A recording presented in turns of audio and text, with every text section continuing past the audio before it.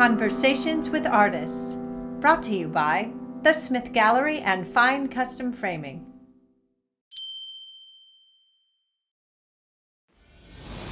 Hi, and welcome to Art Talks. It's so good to have you. Art Talks was designed as a conversation to have with the artist, between the artist and their work. And today we are most happy to have with us Stuart Leask, who is an acrylic artist. Welcome, Stuart. It's so good to have you. It's so good to have your work here. Thank you. My pleasure. Yeah. This is great. I mean, Stuart's work is just so amazing with energy and color. It sort of like exudes his personality too. So tell me a little bit about your inspiration. Like, where you coming from when you're painting? Well, I like to catch a moment in time, and I love bright colors, and I just like I love acrylics because they dry fast, and I can paint fairly quickly with a spray fix, a workable fixative while I'm painting. So oil paints, I started way back 30 years ago. I painted with oils, and the last 4 years has just been acrylic painting. But I think acrylic also gives you, because of the way that you do the movement of color and feeling and everything, it gives you sort of that gloss and more like a contemporary feeling. Yes. Yeah, and I also, as I paint, I also start with I gesso a neutral gray canvas. And as you can see in this painting here, I have some of that neutral gray still shows up in the final. It's still, that's the actual. And then I lay down chalk, everything out, and then I lay down burnt umber, and then basically it looks like a negative, a film negative, and then I start laying color on top of it. So it's kind of it's actually a traditional way of using burnt umber and a gray neutral background, but throwing the chalk in kind of gives it kind of an luminous type of feel. And you can see right here I still have some chalk lines. Huh. And sometimes I even use that for my highlights. So I know that this painting has, tell me about it, because I know about it, but I want the audience to know where this painting came from and how you, as your former job and your next former job and maybe even your parents, come into it. Okay, well, starting off with my parents, my father was a photographer, and we were a very visual family because, well, we had bright walls, we had a purple dining room with orange chairs and accent pieces, and I was just very fortunate to have a real creative influence, that being my parents. And then I worked with my dad, as a matter of fact, as a photographer. I went to art school at York Academy of Arts in York, Pennsylvania, then on to Philadelphia College of Art, and I wanted to be a painter. And what happened was I realized that I'd have to do some type of job to make a regular salary because I didn't want to do the starving artist thing. Right. So what I did was I was driving a cab, I was painting down in Philadelphia after school ended, and my father offered me a job working for him as a photographer because the painting thing was not working out back in the 70s down living in Philadelphia. So what happened was I stopped painting and just threw I basically switched mediums. So I went from a paintbrush to a camera, and I just followed the camera, learned through my father, and as a professional photographer, I worked with my father for like maybe 13, 14 years. And how was that? Very stressful because he's the stressful type of person, but he wanted me to be really good, and he just was a wonderful teacher, and how to capture a moment in time and how one moment in time can tell a story. So what happened was I was doing my photography and working part-time at UPS, and then eventually a full-time bid came along, and I said, you know what, I'm gonna make some real money for once in my lifetime. And I went full-time as a package car driver, and I did make the most money I've ever made in my life. But also, I yearned to paint again, and I didn't want to just be UPS was a love-hate relationship, but what happened was I wanted to start, after a 30-year hiatus, I thought I'd start painting again, and right here, this painting here, this is where my letterbox is.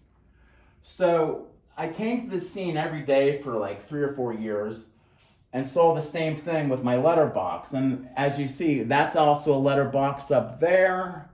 Then there's a letterbox right here, and then that's another letterbox.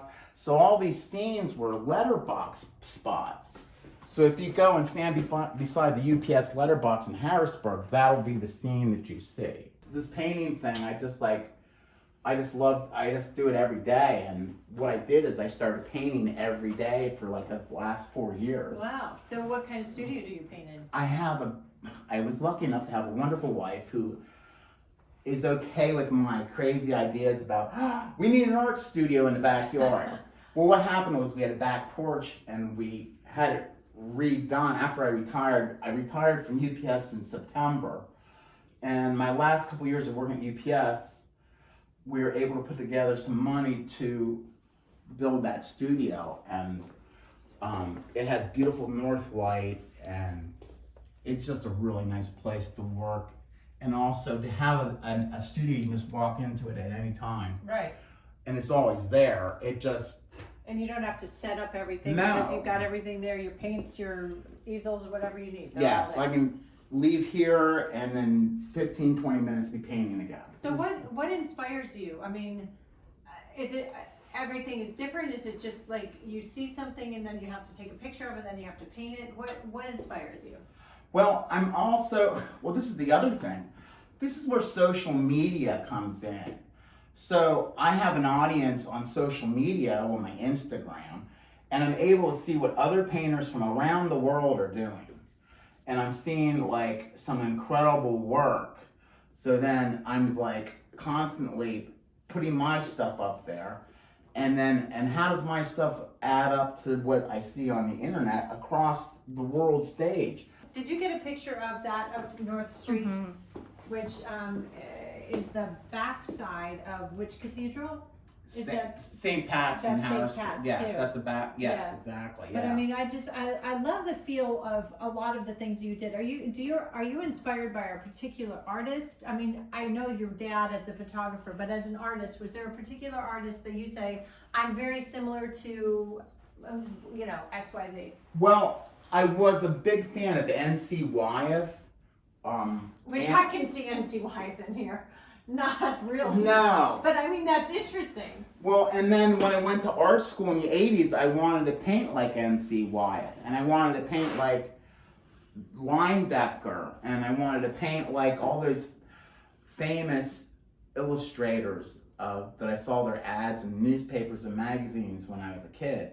And on the fronts of like Reader's Digest and like, oh, I want to paint realistic. Well, that was something I'll never really be able to do. And I finally came to the conclusion that, well, that's what helped when I went to art school. I had a few influential teachers who told me that you have your own style. What are you trying to do?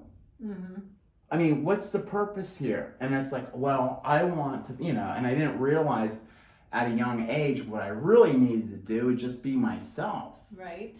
And you are. And I am. Yeah. As But I it said, took a lifetime to get here. Stuart on your palette, on whether your canvas. This is Stuart.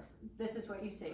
And I hope to bring that to my forever homes where these go someday, because I have a piece of me resides in these paintings. And thank goodness I ran into you that I actually have my paintings on a gallery wall. Yeah. I mean, it's just fabulous that I have an opportunity to show here, and it's just a thrill for me. So. Well, and it's very exciting, and you can come and purchase any of Stuart's paintings here.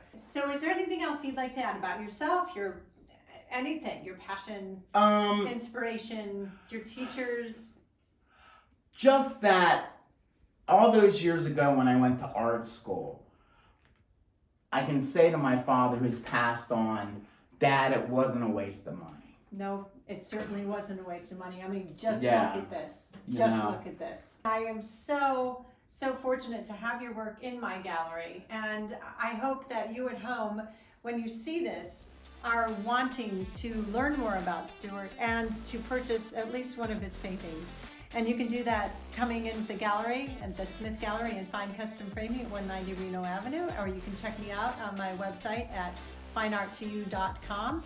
And please, with this video, if you could like it, share it, and subscribe, I would truly be happy. And if you'd like to contact me, you can call me at 717-774-4301 or send me an email, debbie@smithcustomframing.com. Thank you so much for joining me and Stuart in Art Talks. Until the next time, thank you. Thank you. Art Talks!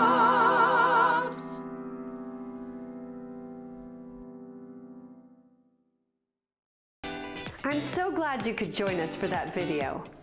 I hope you enjoyed it. And if you did so, please like it, share it, and subscribe. And if you'd like to receive notifications when we drop our next video, just hit that little bell next to the subscribe. Art talks to you if you just remember to listen.